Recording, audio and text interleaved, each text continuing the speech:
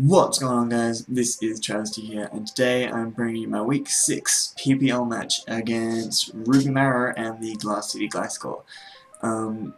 So Ruby is one of the people I probably knew the least about coming into the season. I didn't talk to him too much for a while, and then I think that last week we started chatting because he wanted someone to go through his team. I wanted some help team building and stuff. We started talking, and I actually get along with him really well. He has really good insight into people's team building. He can predict sets fantastically, and I think he did that against me as well. He can make some incredible predictions, and I really see him actually potentially coming a long way in this league. He just needs to get a little bit more used to. I don't even know what he needs to get used to. He seems to just be not winning games despite playing really well sometimes, so I don't know what that's all about really. But in any case, so looking at his team, I actually skipped a few things. First of all, PPL, if you don't know what it is the Pokemon Premier League. It's a draft-based Pokemon League. It's like 2 o'clock in the morning. I'm exhausted. I spent the whole night coding a stupid assignment. Draft-based Pokemon League, where you play a different team each week, etc.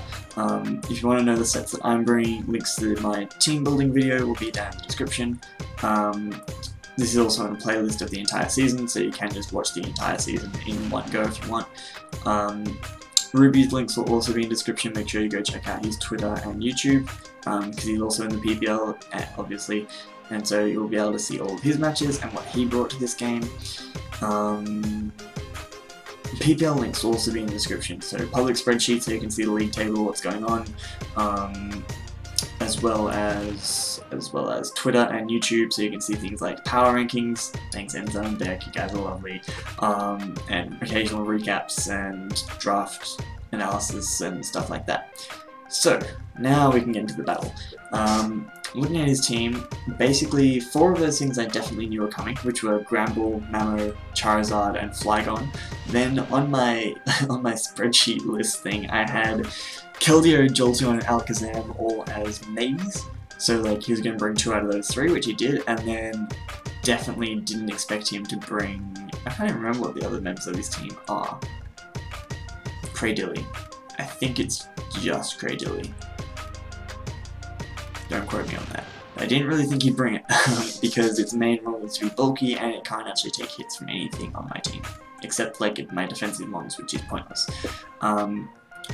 So, looking at his team, I don't really know what his lead's going to be, so I decided to go with probably my most obvious lead, but one which I have been really hesitant to do in the past, which is lead with Sableye. But because his main way to deal with Sableye would be Gramble with Stab Play Rough, and I can burn that turn 1, I didn't really expect him to lead with that, so I decided to lead off with Sableye, see what he wants to go with, so I can start the battle now. Also, sorry about the player thing that you can see. I can't get OBS to get rid of that without like cutting out a whole chunk of HP and stuff, which ended up being important. So yeah, we're just gonna have to deal with it for this week, sorry guys. So as I said, lead Sableye, he leads Flygon, and the fact that he switches out makes me think he's probably a physical one, and didn't want to take the burn, but he could also be bluffing that, so I still don't really know much. I decided to just go for the foul play, half expecting this switch in, and also because it just hits most of his team for decent damage. It's a pretty good move, and that actually does over half to this Charizard, which is absolutely fantastic, because this thing is a massive, absolutely massive threat to my team, and being able to bring it down that low early was so nice. So he Mega Evolves here and goes to the Roost. Sorry, as I stay in and just go for Foul Play. I have nothing else I could possibly do. Foul Play is a solid 2 at KO, does more than he got back with Roost, so he decides to switch out. I don't do anything different, I just go for Foul Play in case he tried to set up or something, or if he attacked me then he just lost guard right then and there. So he goes into the Gramble, as I just go for Foul Play and get a good amount of damage off. This tells me that it's more likely not a defensive more likely an offensive Gramble, because Foul Play would only do that much if you had a lot of attack investment and no HP investment, and in particular no defensive investment. Then I switch into my physically defensive Celebi to take the hit, or potentially like a T-Wave if you're defensive, and Calc, and it definitely is Bandit. That is a banded Gramble, without a doubt. So I go for the Stealth Rock here as he switches into Jolteon. Now I'm expecting him to have Signal Beam, because otherwise Celebi just walls the hell out of this thing. So I go into Kyurem, which because of my bulk investment does wall the hell out of this thing. And he sets up an Agility. And I was really confused by this because Jolteon already outspeeds most of the things on my team. Then we went for T-Wave, I go, this is a support Jolteon. That was not expected, so it's probably got Baton Pass to pass that Agility into something. So I start firing off Ice Beams. I'm thinking, fine, if you want to switch, if you want to pass that +2 into anything on your team, I will do a big chunk of damage to it, because even Mamoswine, which has Thick Fat, will take a good amount from this Ice Beam. Then he goes for Light Screen. And now I wish I was Physical Kyurem, because unless he's Light Screen and Reflect, in which case that Agility is completely useless, I would obviously be doing more with physical moves, but he obviously predicted my special Kyurem quite well, which is, like I said, he's ridiculously good at that. He now passes that +2 into Ground Ball as I just go for the Ice Beam, and you see after the Rock's damage, he's down at just above half health, and even behind a Light Screen, this Ice Beam, and this is part of why I wasn't going for Dragon Pulse, Ice Beam was my best middle ground play, almost takes him out. Like, it literally, I don't think it was a roll, but it was very, very close. So I decided to switch into my Cobalion here because I am Scarfed. I still outspeed this thing even at +2 because it has base 45 speed. Now that Play Rough does a lot of damage, but I decided to just Volt Switch because he would know that I'm Scarfed after this because I did outspeed. And so if I lock myself into Flash Cannon, he could bring in Charizard, that would be bad. Lock myself into Close Combat, he could bring in Flygon or something. It just wasn't a good decided I would rather go into something else more neutral. So I go out into my Sableye, he brings in Flygon. Now here I'm a little bit confused, so I'm wondering if he's just going to try and get damage off, because he did switch out first turn against this thing. So I actually click Recover, forgetting that he probably just wants to default to potentially preserve a Sash on Mamoswine and allow Charizard more free switch-ins. So here I decided to just go for Foul Play again, in case he decided to bring in Charizard, then it would be dead. But I don't think he's going to do that again. I did also think that if I could raise his Keldio's attack, I could actually start doing quite a lot of damage to it with Foul Play, but that does absolutely nothing, as you see. And he pulls a really nice double, expecting either, I guess, Celebi or Togekiss, and goes into his Mamoswine. Because Mamoswine, I don't have a good switch-in for, unless it's, like, if it's Life Orb, I just don't have a switch-in. So I go into Togekiss, I have to switch straight back out, and I decide to go into my Kyurem. Because with my investment, I can actually eat up hits from this thing. I probably should have just brought lefties, and maybe brought Heal Bell on Togekiss so I can get rid of this power, but you know, it is what it is. As you can see, I actually eat up that hit quite well, which shows to me that he's not Life Orb or Bandit. So at the moment I'm thinking he's either Scarfed or Sash. Unfortunately I get paralyzed there. I did go for Dragon Pulse, which would have OHKO'd this Flygon, and here I get paralyzed again after he hits the Stone Edge, and I go for Ice Beam. So this Flygon is now sitting around, still being alive. He goes for Dragon Claw, it's still going to take me out. He didn't want to risk another miss, I guess. That really, really fucking annoys me, because that would have been a dead Flygon. I sort of had relatively full health, the Kyurem, which could just hit things on his team so hard. So here I decided to go into my Sableye and just burn something. I'm predicting him to bring in Keldeo, and if he keeps doubling out, it's fine by me as long as I'm knocking up burn damage on this thing. So I just go for the Will-O-Wisp, I do connect, and we burn this Keldeo.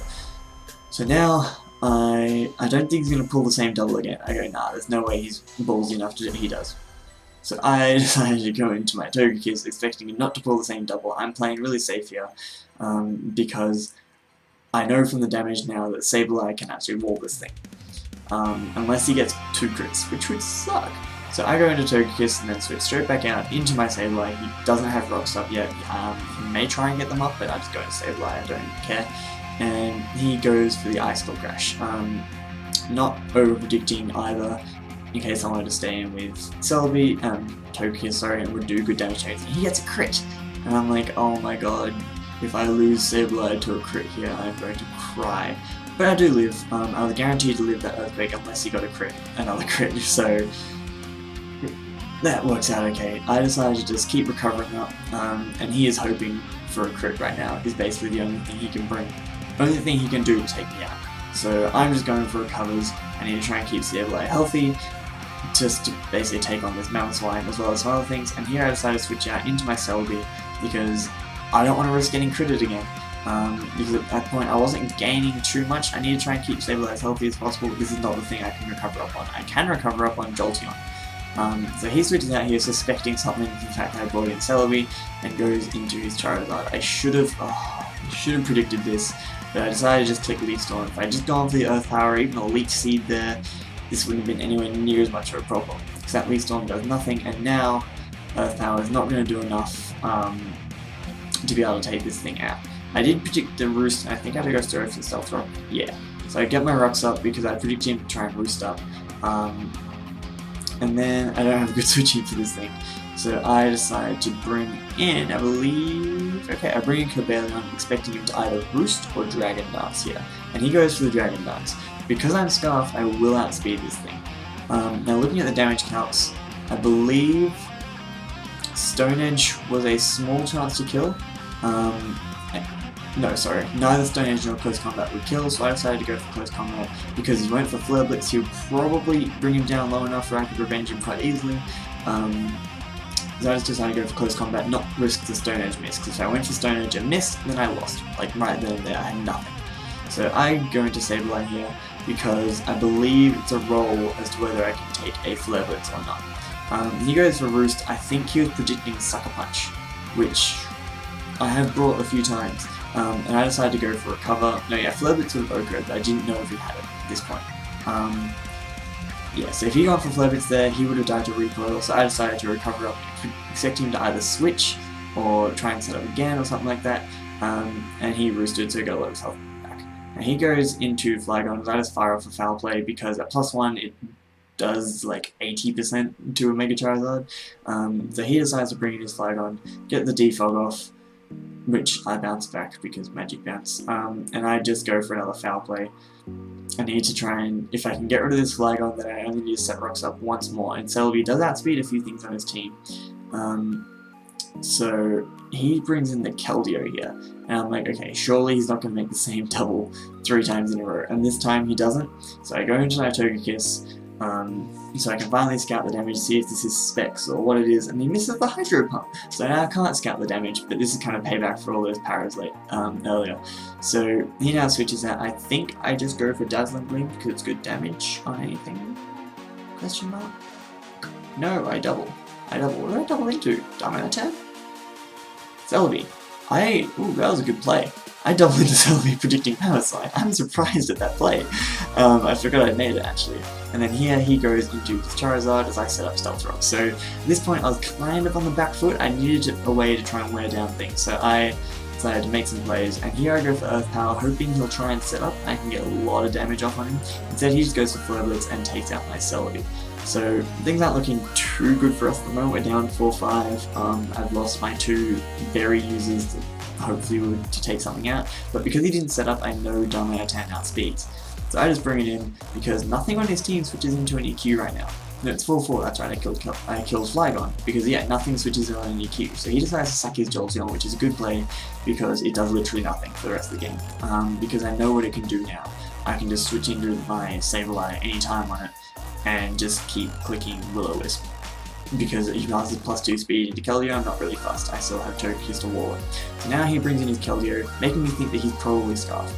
He can also live in EQ at that range, so I decided to switch out into my Togekiss, and he just goes for the Hydro Pump. So I still don't know if he's Scarfed or not. If he'd switched out there and switched out after me, then he could still be Scarfed. And from that damage, he could also just be Modest Scarf.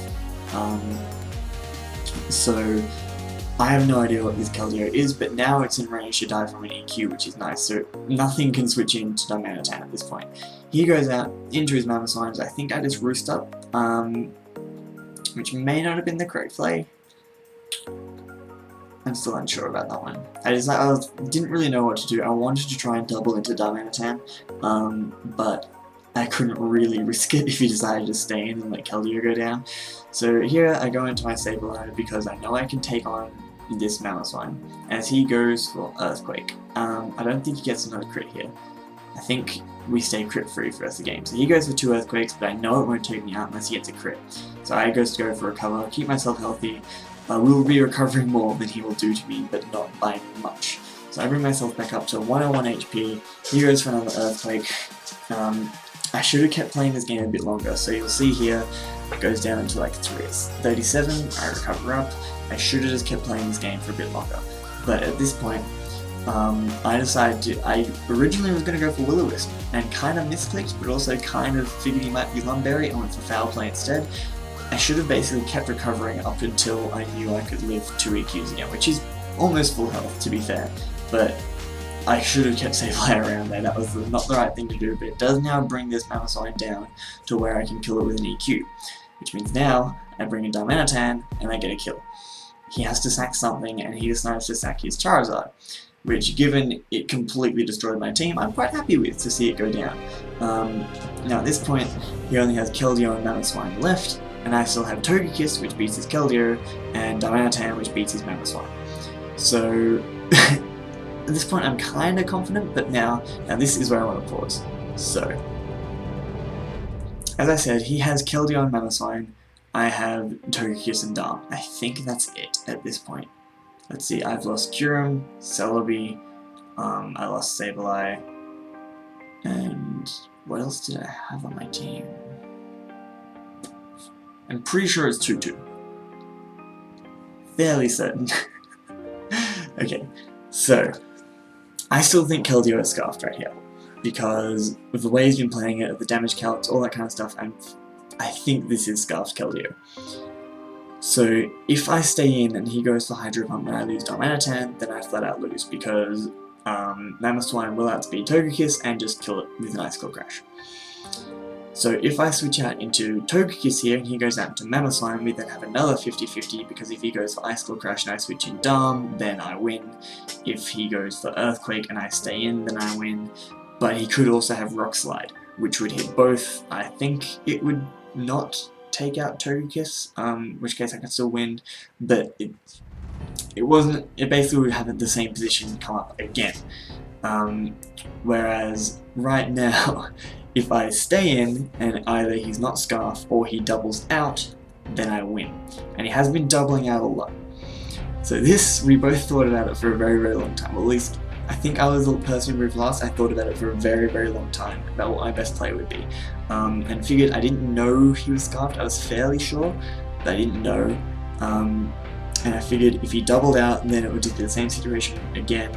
If I switch out into 2, if he stays in and he is Scarfed, then I lose, but I at least make it a 1-0.